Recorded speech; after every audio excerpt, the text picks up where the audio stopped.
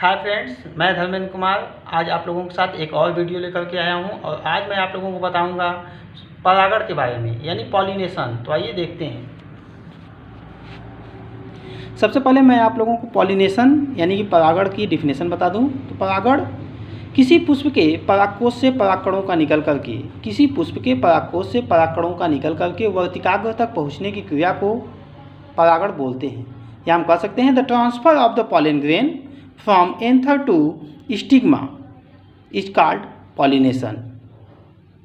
परागण दो प्रकार के होते हैं, स्वपरागण यानी सेल्फ पॉलिनेशन और परपरागण यानी कि क्रॉस पॉलिनेशन। स्वपरागण की बात करें तो किसी पुष्प के परागकोश से परागकणों का निकल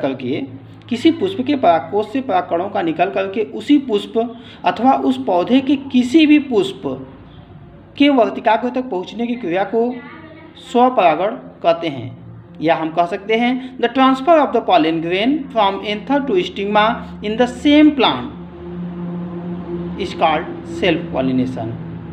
और बात करें क्रॉस पॉलिनेशन की या परपरागण की तो किसी पुष्प के परागकोश से परागकणों का निकल करके उस पौधे को छोड़कर किसी अन्य पौधे के किसी भी पुष्प के वर्तिकाग्र तक पहुंचने की प्रक्रिया को परपरागण या क्रॉस पॉलिनेशन बोलते हैं, या हम कह सकते हैं the transfer of the pollen grain from anther to stigma in the different plant is called cross pollination.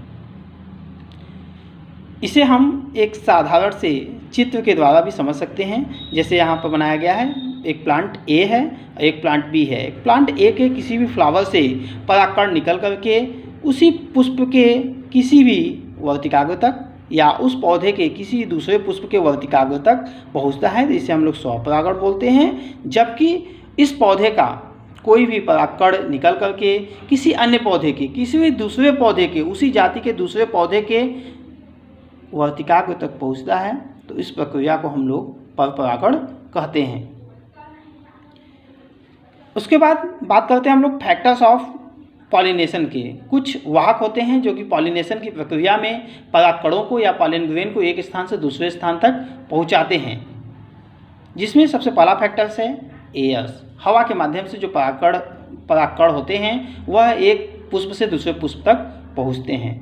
By water, जल के द्वारा, जलीय पौधों में जल के द्वारा परागण का प्रक्रिया होता है। बाई इंसेक्ट, कुछ कीड़े मकोड़े जैसे कि तितलियाँ, मधुमक्खी, भौरे, ये भी जब फूलों पर रस चूसने जाते हैं तो परागण की क्रिया हो जाती है। और साथ ही साथ कुछ और भी छोटे बर्ड्स, एनिमल्स के द्वारा भी परागण की क्रिया होती है। आज की वीडियो में इतना ही। अगले वीडियो के लिए इंतज़ार कीजिए। तब तक के लिए धन्यवाद।